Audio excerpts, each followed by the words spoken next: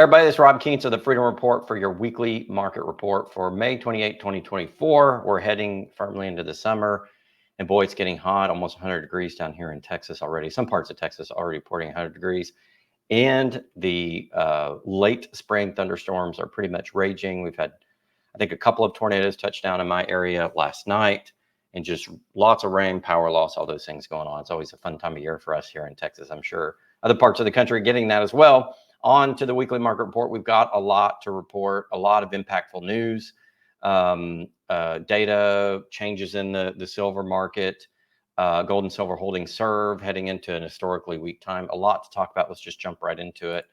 What I'm seeing on the economic calendar, last week there was a lot of commentary by the Fed, and I'll get into one particular piece of commentary that we've seen over the last few days from the Fed. There seems to be a divergence in the Fed of whether or not they want to be hawkish or dovish, whether they want to ease or to tighten, and what that's going to be for the rest of the year. Does not surprise me at all. I said 2024 would be the year of volatility, a lot of indecision by the Fed, and I think that's squarely what we're saying. We'll get into that in a moment.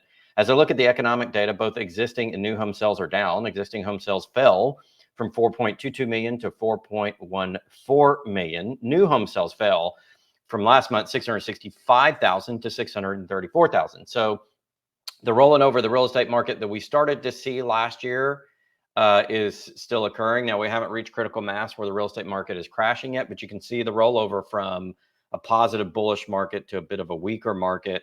And the scuttlebutt I'm hearing from some of my real estate investment groups and real estate investors are there's a wee bit of panic going on in the real estate market. I'm going to do a show about that, I think, just expand more upon that, maybe in a short video, talking about real estate and kind of some of the stuff I'm seeing from the investor side as well as from the data side. Stay tuned for that on the channel. We've had a little bit of uptick in both the U.S. services PMI and the manufacturing PMI. Last month, the services PMI was at 51.3. Now it's at 54.8. Those are the purchasing managers. So that's kind of the wholesale area of the market where they're looking at what's going on. And this is a survey indicating whether they're bullish or bearish. It's gone up just a bit.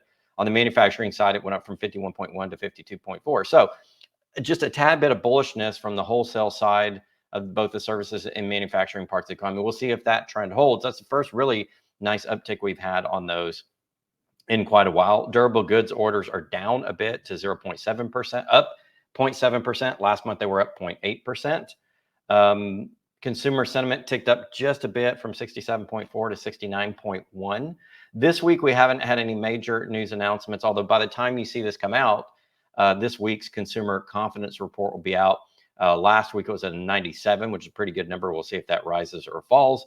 And then Thursday, we've got a lot of information that's very important, including GDP, which we'll cover next week, pending home sales. We have some comments from some Fed governors, so we'll definitely get into that. A lot on Friday around personal income, personal spending, PCE index, which is a government index when they for inflation, when they index like benefits and things. We'll talk about that next week and see how they went. Overall, on the stock markets, the Dow's down about 1,000 from its high, sitting right now as I report this at 39,098 in the morning of May 28th, as we're here today. So Dow is off. The S&P is sitting at an all-time high. Right now, it's trading at 53.29. NASDAQ is firmly at an all-time high of 18,923. So parts of the market are doing well. Tech obviously is doing better than the overall S&P 500, which is the 500 largest companies. The Dow Jones Industrials, which is more of a manufacturing what I'll call a creator index, is down. So you can definitely see that part of the economy is down. The rest of the economy is kind of even right now. The S&P, where tech is up. Overall, oil is trading at 79.12, just right under that $80 mark. It's been elevated to that level for quite a while. What I really want to point out is the danger in bonds. The 2-year bond is trading dangerously close to 5%. It's at 4.91, very close to that 5%. We still have the yield curve and inversion, the entire thing leading up to the benchmark 10-year, which is how you look at that. The 10-year is trading at 4.453%. They're all down a little bit on the day, which is a little bit of positivity, but overall, they keep elevating toward that 5% mark. In the last couple of years, all the analysis I've seen is that bonds anywhere from 4.5 to 5% long-term, if they hold those rates, it makes it very difficult for the U.S. to roll over their debt, to pay that interest expense, and it creates incredible pressure on the economy and on the sovereign debt index, as well as the entire bond complex being in yield curve inversion. That means that all the shorter term debt, shorter than 10 years, requires a higher interest rate than the benchmark 10-year, which is a sign that people see a recession coming. They want higher rates to take on that paper, that short-term paper that may come due, and to get their money into it to buy those government bonds, it requires more money. So we're going to continue to follow that.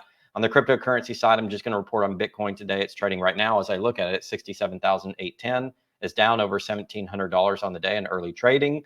Overall, Bitcoin's done, fairly well this year.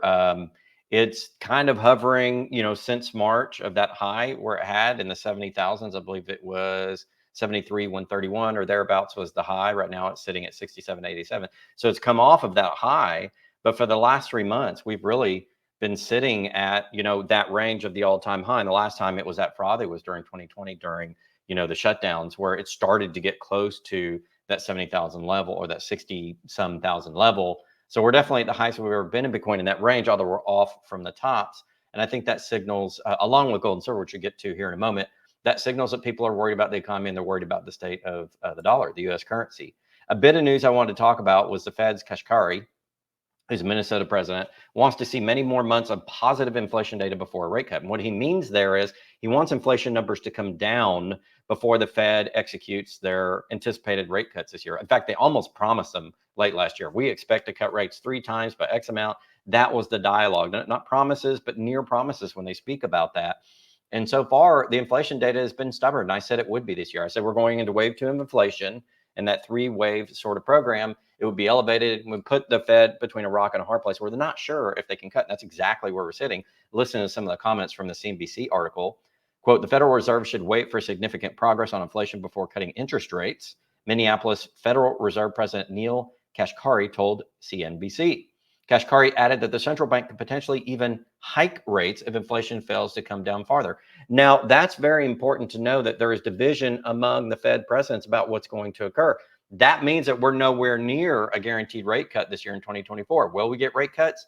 It's possible before the election, as they seek to promote economic stability before the presidential election. That's been the standard of the Fed, which people say it's not a politicized institution. And I say balderdash, because this has been the history. Whether or not they actually do it, we'll have to see. We're going to have to see what happens during the summer. The next 3 months are pivotal leading up to the election. During the typical summer doldrums in the markets, do they come down? Do they crash? Do we have any big bank failures? What happens there? Things tend to slow down a little bit in finance in the U.S. in the summer, although past summers have led to a lot of explosive happenings in news over the summer. So we'll see what happens. And that's going to be our clue as to whether the Fed's actually going to cut. They may do a couple of small, what I'll call panic cuts, where they're just trying to smooth things out. But they're definitely not doing large cuts this year based upon what I'm seeing and hearing from the different members of the Fed. And we'll continue to follow, what they say to the press and what they say in the meeting minutes. Going back to the article, quote, divergence has emerged among the major central banks, not only the U.S. Fed, but the rest of the central banks around the world. So it's not just within the U.S. and those Federal Reserve members, it's also the rest of the central banks. It says divergence has emerged among the central banks on the outlook for interest rates, with the Fed usually the first to move because of the world's reserve currency, growing more hawkish and still amid still high inflation. The Federal Reserve should wait for significant progress on inflation before cutting interest rates, 𝙍𝙍𝙀𝙀𝙀 said. U.S. inflation rose by slightly less than expected 0.3% in April, providing some relief for policymakers. The European Central Bank is now expected to lower rates before the Fed does, with 2 key figures from the ECB throwing their weight behind a June cut on Monday. The Bank of England is also broadly expected to cut rates this summer. So the rest of the world suffering a little bit more pain than the U.S., but the U.S. is still on the fence about what to do. And again, 2024 is going to be a turbulent year, and I think that we can see that.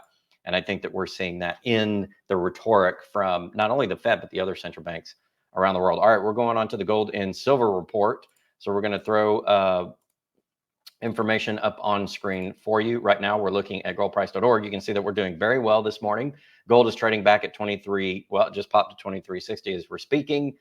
This is about 8:41 a.m. Central Time in the morning when I'm recording this. Silver is back up to 31.92. The most encouraging thing here is that gold popped to 2,400, came back a little bit and sitting in a trading range, and silver just went from like 28, boom, almost to 32. And when silver has that right after gold, when it starts to pop right after gold, you know that we're really in a bull market. And I talked on the market report last week about silver and broke it down in a charting perspective. And I showed you where we broke out of a several-year trading range. Not only that, but we broke out of a trading range, which was the bulk of trading for silver the last 44 years when we got into the 30s. Now we're in what historically over a 44-year period could be considered a bull stretch for silver when you look at the charts, and certainly we're sitting there right now.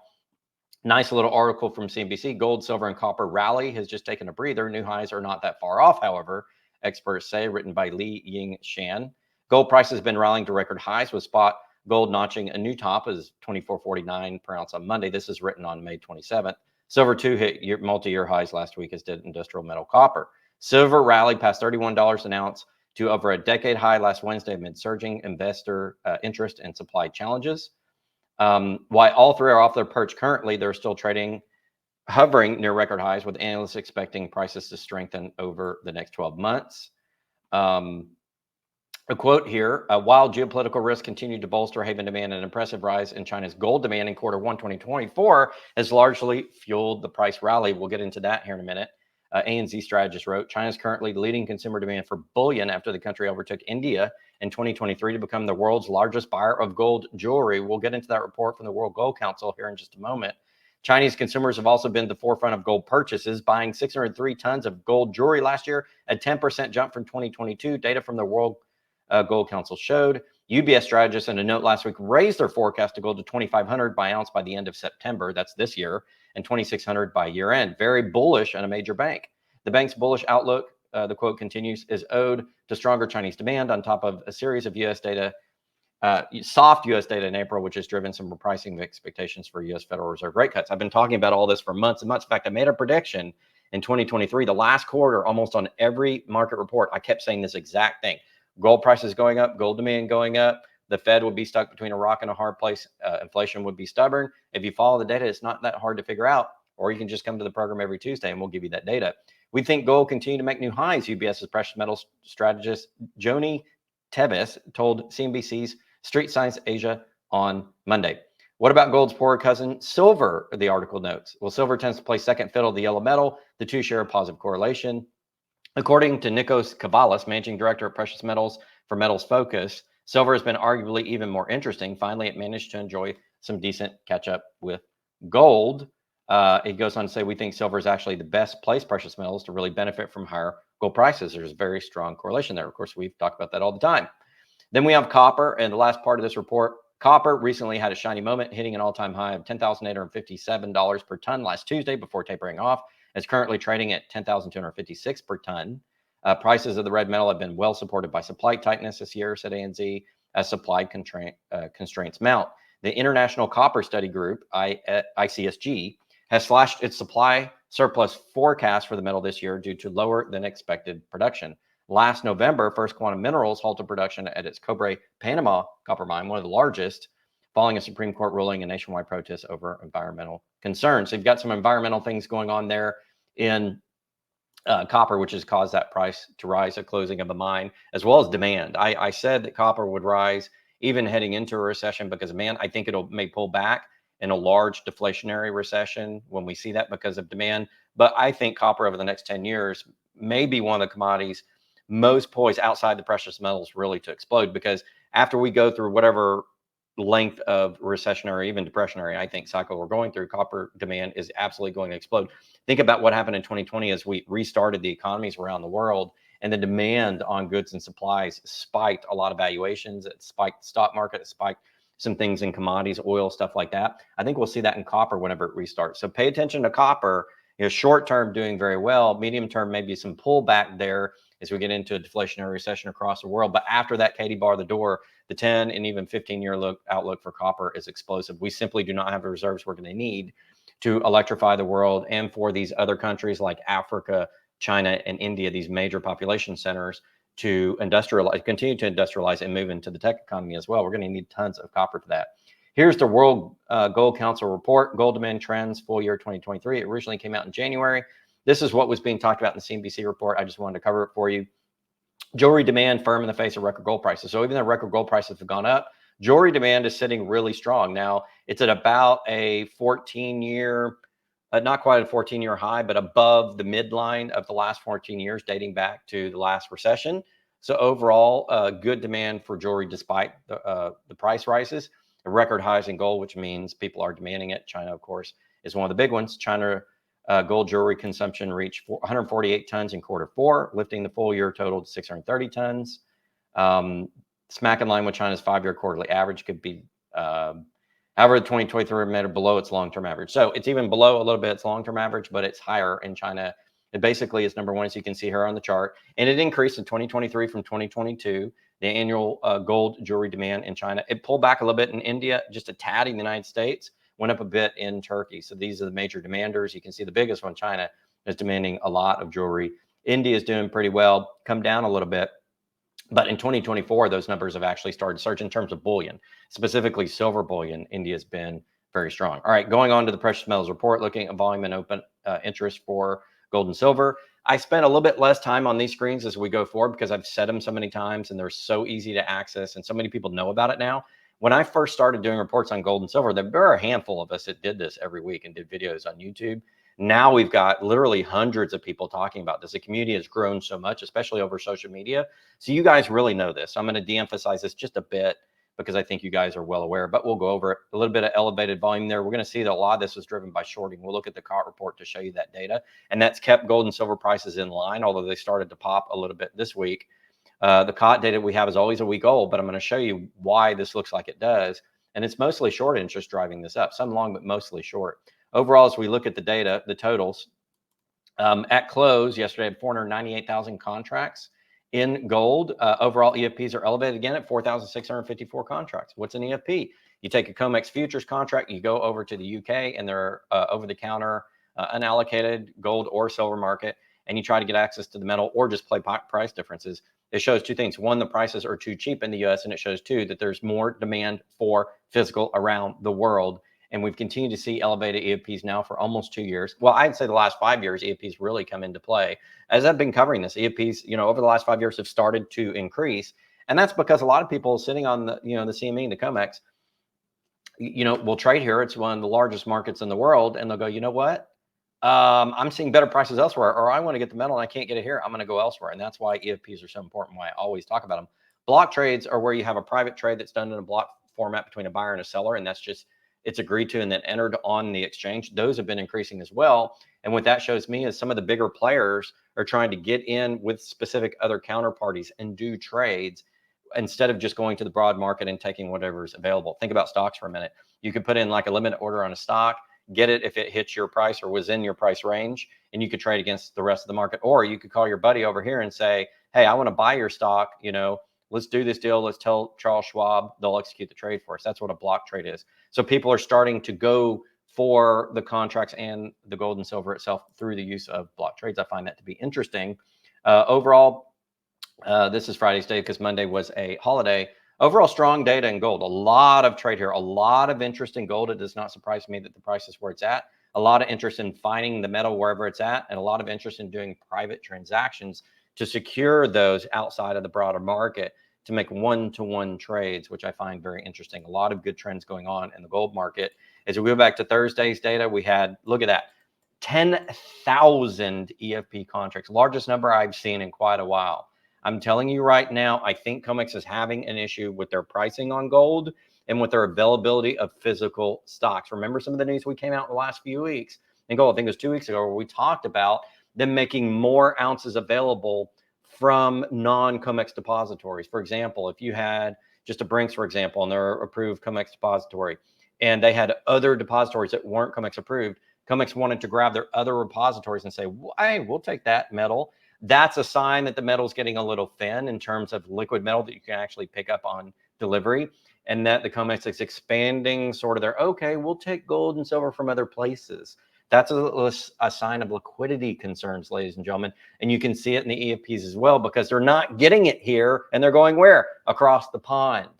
Okay, liquidity issues in gold are brewing as the price rises, as the bond rates rise, as people see the issues with the dollar and de-dollarization. They want gold, and you can see that in the data. And look at the amount of trades on Thursday. Goodness gracious, a half 1 million contracts of 100-ounce gold close. These are astounding numbers, absolutely astounding numbers. Let's look at Wednesday. 514,000 contracts. Hello. 4,004 EFPs, 1,585 block trades. A lot of interest. The dominant month now has moved over to August. It used to be June. Not a lot of deliveries because it's in the current month of May. We're going to see some spike. I can already tell you right now, with 176,000 contracts currently open in June, by the time we get to the first couple of delivery days of June, which is just right around the corner, which is this week, we're going to start to see deliveries uptick on that June contract in gold. Mark my words, we're going to see it. I'll come back next week and I'll show it to you.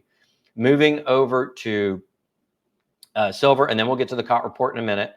Silver volume and open eye here, very robust as well. These are 5,000 ounce silver contracts because silver is a little bit cheaper. So they bundle it in 5,000 ounces, 186,000 contracts on Friday, 415 EFPs of 5,000 ounce silver, and block trades 223. Overall, good volume of 61,000.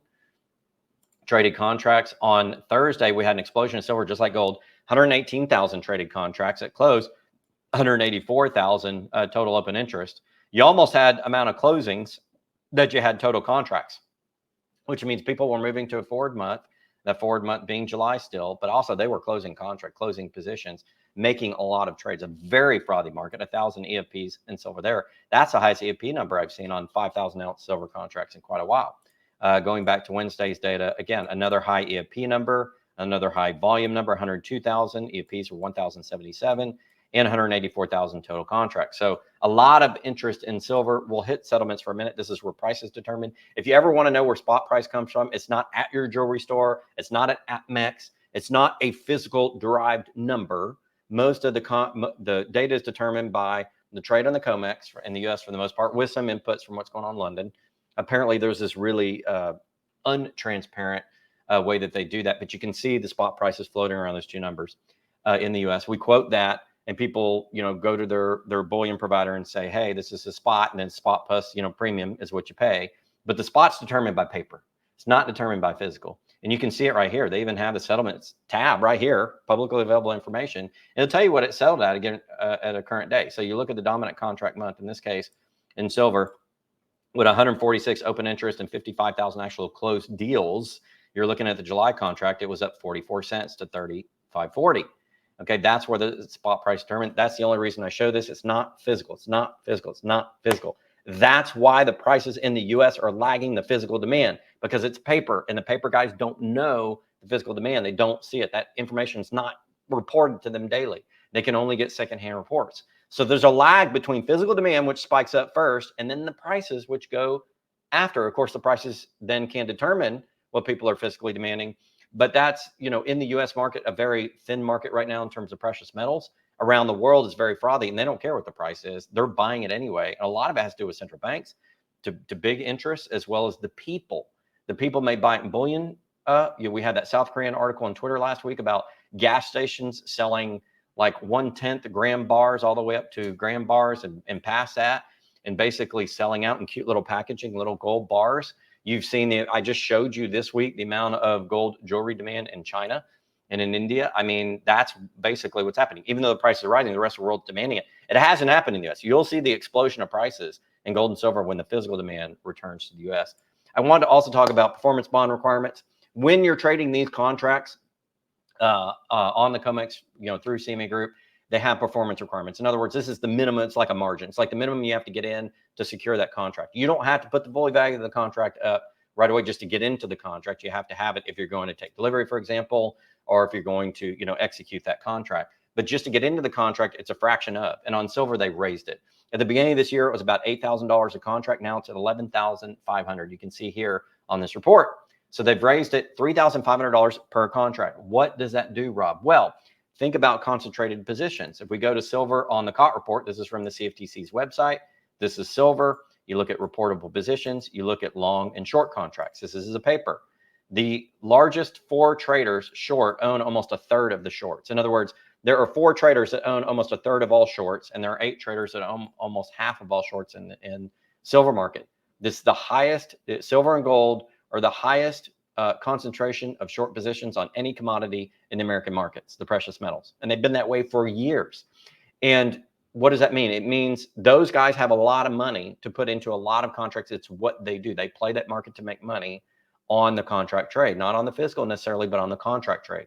So those guys, the bullion banks and some of the other people, conglomerations of mining companies or people that are producing whatever the case may be, mostly the banks, have the money to do it. They put up a ton of this. And when you raise the margin requirements, you reduce the amount of smaller players in the market that are going to put in trades. Well, who are the smaller players in the market? Well, if you look at the largest long position, open position, but gross position, four largest traders long are 15.2%, and 8 traders 23. So the longs have half of the concentration in the largest 4 and 8 traders. There are more individual traders or smaller traders in the long side of the market. So when you go back and raise those margin requirements, it makes it more expensive for them. It tends to tamp down the long side of the market. The big punchline here is when they raise margin requirements, it tamps down the long interest in the market, meaning that the shorts are going to be more effective when they're placed in, because there will be less people that can afford the contract on the long side, because there are less traders positioned that way. There's smaller houses, financial houses, other reportables that do the long side. You can see that the long side. Who owns the longs? This is the financial houses in the US. There are a bunch of them, but they're not concentrated wealth like the banks. So when you have higher margin requirements, it tends to tamp down what they do. And, you know, as you can see, they took more shorts last week in silver. They took 5,000 shorts in silver. The managed money did. Why?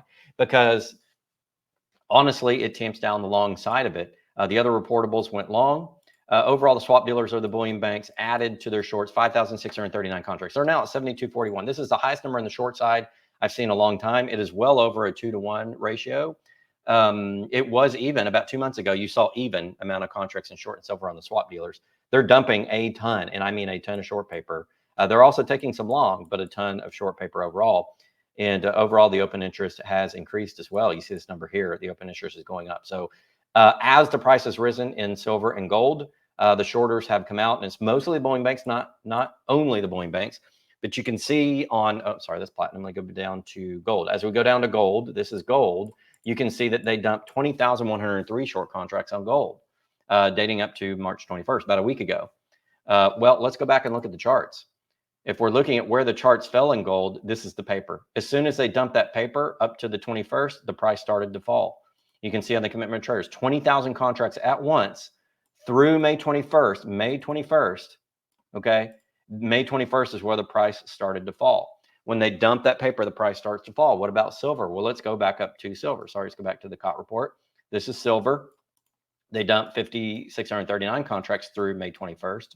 What happened to that price through May 21st? Boom, it started to fall. Now, next week, as it's rising, you're going to see an increase in the long position as the longs fight back and say, wait a minute, we want to go long. Now, how could the longs do this? I just said that they tend to be more dispersed and things like that. Well, a lot of sovereigns can come in on the long side. So if somebody's wanting that gold and silver price to go up, they can intervene on the market. Sometimes that's done through the bullion banks. That's why you'll see some long position done by the swap dealers. But you see it a lot in the managed money and the other reportables, other like family offices, rich individuals, or people doing contracts on behalf of someone else, if that makes sense. So essentially, that's what we're seeing in the markets. It's not in the gold and silver markets. It's not a mystery what's happening. They raise the margin requirements. They dump a bunch of short paper. And then what happens is you essentially see the prices fall. But they started to come back up this week. We'll see. We'll look at the COT report, see who's doing that, and we'll speculate on that. But overall, you know, given the amount of short paper dumped in gold and silver recently, the prices are doing really well. The prices would be much higher if the shorts hadn't dumped so much paper the last couple of weeks. So that's a bullish sign for gold and silver. And that's why I've said, even though we're going into the summer fade, I could still see gold and silver doing very well because of the rest of the world's involved. It's not just the US typical summer fade in the precious metals and in some other financial markets. The rest of the world's now involved a lot more. And they're trying to move positions to other markets. They're trying to come in and put in some long paper, and they're buying incredible amounts of physical, and they're putting pressure on this market. The market dynamics in gold and silver are changing. And that is the early sign of a resurgence in the bull of the gold and silver. You'll see it get more pronounced as time goes on. What's going to drive that? De-dollarization, banking news, negative economic data that we talk about every week is going to drive that over time. We haven't hit our big pop yet. We're at the beginning of this next bull cycle, and it could pull back. You could see silver pull back to 27, 28, and people say, well, it's over. No, it's not.